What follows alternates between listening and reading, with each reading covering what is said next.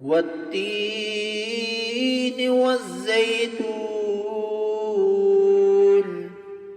وطور سينين وهذا البلد الأمين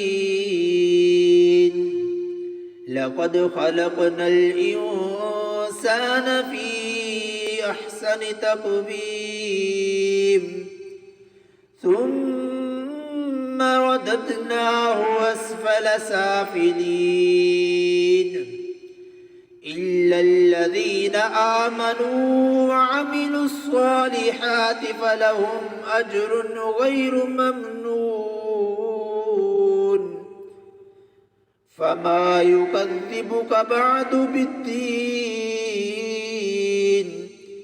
أليس الله بأحكم الحاكمين